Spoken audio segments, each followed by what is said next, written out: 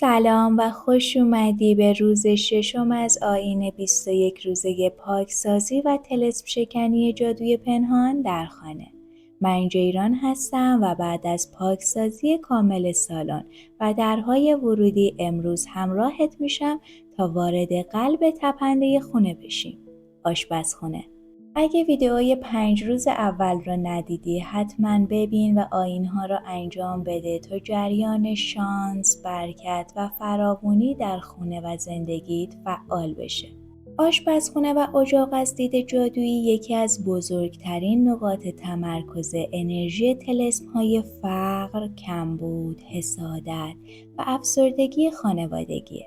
در این فضا انرژی رزق و گرمای زندگی جریان داره و هر طلسم یا انرژی منفی در این نقطه میتونه سالها جریان روزی، عشق و همدلی رو متوقف کنه. آشپزخونه جاییه که انرژی تغذیه، عشق و برکت در خونه میچرخه. اما اگه این فضا سالها با خشم، قهر، ترس از فقر یا احساس بی‌قدرتی آغشته شده باشه، طلسم‌هایی در این ناحیه شکل میگیرن که نشونه فعال شدن این طلسم‌ها اینه: خاموشی شعله اجاق یا خرابی مکرر وسایل آشپزخونه.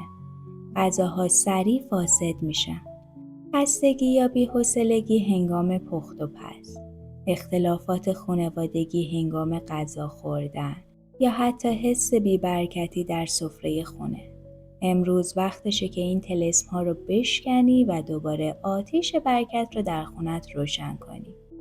برای انجام این آیین به این وسایل نیاز داری: 1 مشت نمک، 3 قاشق سرکه سفید، چند قطره آب لیمو، کمی آب، 1 سکه ترجیحاً طلایی یا نقره‌ای، اما اکیداً سکه‌ای که سیاه شده باشه استفاده نکن. برگ بو یا چوب دارچین. حالا کاست رو آماده کن. نمک رو در کاسه بریز. دونه های سفیدش رو ببین که مثل کریستال های نور می درخشن. سپس 3 قاشق سرکه سفید اضافه کن تا صدا و بوی این سرکه طلسم های کهنه رو بیدار کنه و چند قطره آب لیمو تا تلخی های قدیمی رو از بین ببره. کمی آب به ترکیب اضافه کن. این ترکیب معجون جادویی تطهیره. قدیمی تر از هر دعا و خالص تر از هر طلسم. دستت رو در محلول فرو ببر. احساسش کن. سردی نمک، تیزی سرکه، تلخی لیمو، 3 نیروی زمین، پاکی و خورشید.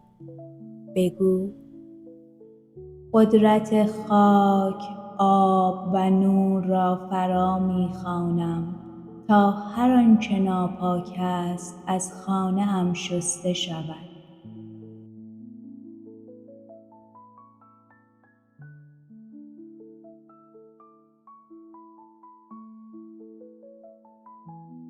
حالا پارچه سفید رو بردار و به آرومی با این اکسیر جادویی سطح اجاق را پاک کن. هر بار که دستت رو میکشی نفس بکش. با دم نور طلایی رو به درونت بکش و با بازدم اون رو از کف دستت بیرون بفرست.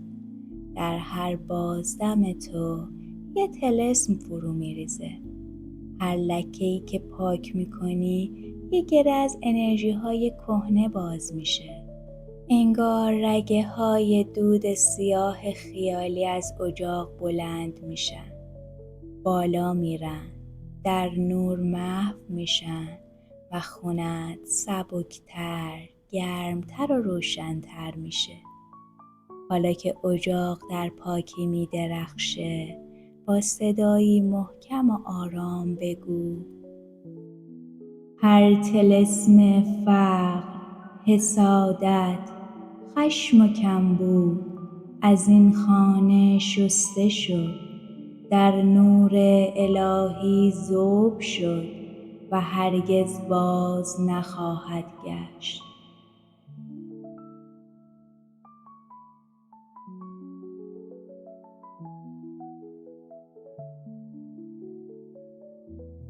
تمام شعله‌های اجاق رو روشن کن. به شعله‌ها نگاه کن. به رقص زنده نور در برابر چشمانه. هر شعله مثل زبان نوریه که داره با تو حرف میزنه. دستت رو آروم روی قلبت بذار. چشمات رو ببند. نفس بکش. آروم و عمیق. انگار داری نیروی حیات رو به درونت میکشی. با دم تصور کن نوری زرد و طلایی از میون شعله ها بالا میاد و با هوا به درون سینت میدوه. این نور گرمه، نرمه، زنده است. در درونت میچرخه، در قلبت میتپه و آروم در سلول به سلول بدنت پخش میشه. با بازدم بذار تمام خستگی، ترس و سردی قدیمی بیرون بره. بیرون از قلب، خونه، زندگی. بگو آتش عشق و رزق در درون من و خانه‌ام روشن می شود. بذار این جمله در بدنت نفوذ کنه. در استخوان‌هات، توی خونه، در هوا و دیوارهای خونت. هر بار که اون رو تکرار میکنی شعله‌ای درونت برافروخته میشه. احساسش کن.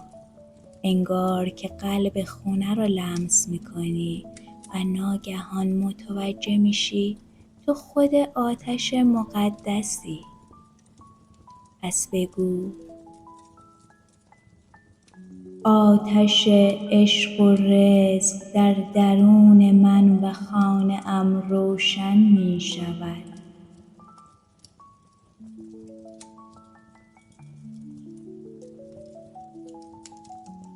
به آتش نگاه کن.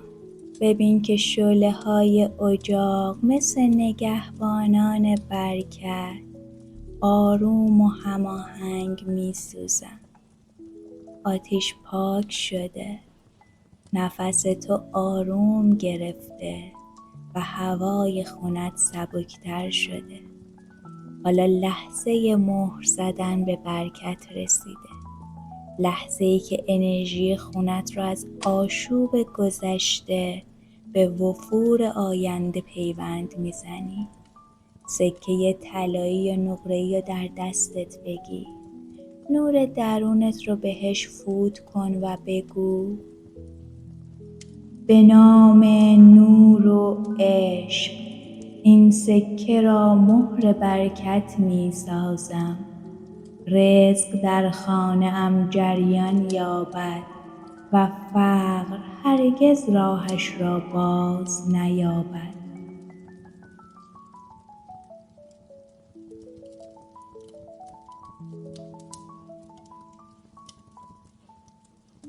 سکه رو کنار اجاق بذار، درست جایی که گرمای شعله بهش میرسه اما اونو نمیسوزونه. حالا نوبت برگ بو یا چوب دارچینه، نماد پیروزی و وفور. برگ رو در دستت بگیر و چشمات رو ببند.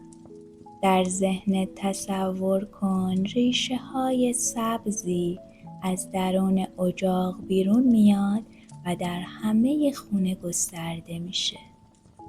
زیر لب بگو به فرمان الهی قدرت زمین و آتش را یکی می کنم تا برکت در خانه‌ام جاودان شود. هر غذایی که پخته شود عشق و رزق را در خود بیافریند.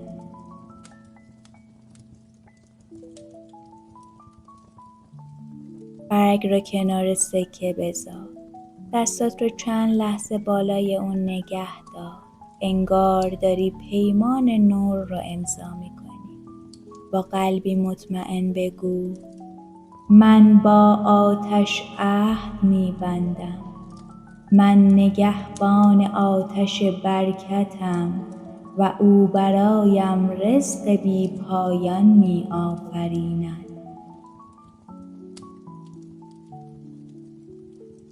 چشمات رو ببند، دستاتو بالای شعله ها نگه دار. تو حالا در حال بستن پیمان با آتش هستی. گرمای شعله رو در وجودت حس کن. احساس کن نور طلایی از شعله ها به تموم خونه و قلبت میتابه. نفسی عمیق بکش و حس کن که این نور به اطراف پخش میشه. به هوا، به سقف، به دیوارها و به هر نقطه‌ای که نیاز به برکت داره. با عشق به این مانترای الهی گوش بده. این مانترا زبان عهد با آتیشه. زبان سوگند الهی برای شکستن هر طلسم و گره پنهان. بشنو.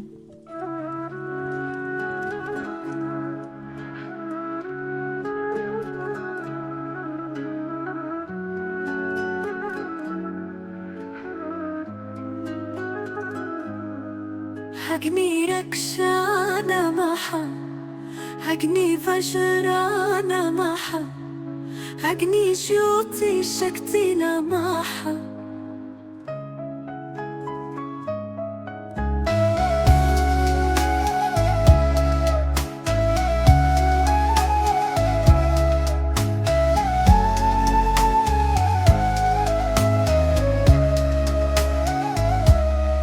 حقني ركشانة محا حقني فجرانة محا حقني شوطي شكتينا محا حقني ركشانة محا حقني فجرانة محا حقني شوطي شكتينا محا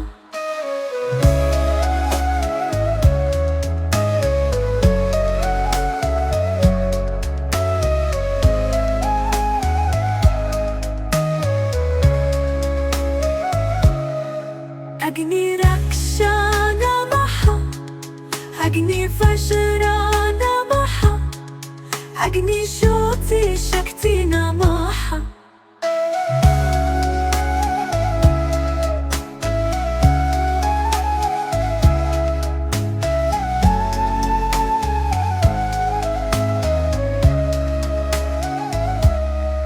حقني ركشانة محا حقني فجرانة محا حقني شوطي شكتينا محا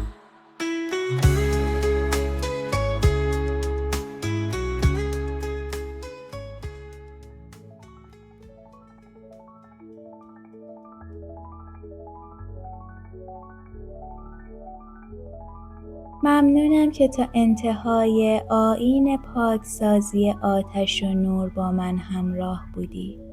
تو امروز قلب خونت رو بیدار کردی و دوباره شعله عشق، رزق و فراوانی رو روشن کردی. حتما در کامنت برام بنویس انجام این آیین چه حسی از گرما، رهایی یا آرامش رو در وجودت ایجاد کرد و بنویس قلب خانه‌ام روشن شد.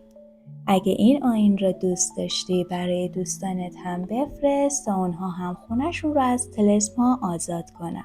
چون انرژی آتش وقتی منتشر بشه 1000 برابر به زندگیت برمیگرده. و حالا خبر خوب. در آیین روز 7 با هم طلسم های پنهان در خوردنی ها و نوشیدنی ها را از یخچال پاکسازی میکنیم تا انرژی رزق از درون خونه تا جسمت پاک و درخشان بشه. و در پایان از صمیم قلبم آرزو میکنم خونت گرم و سفرت همیشه پر از نور و برکت باشه. با عشق، جیران.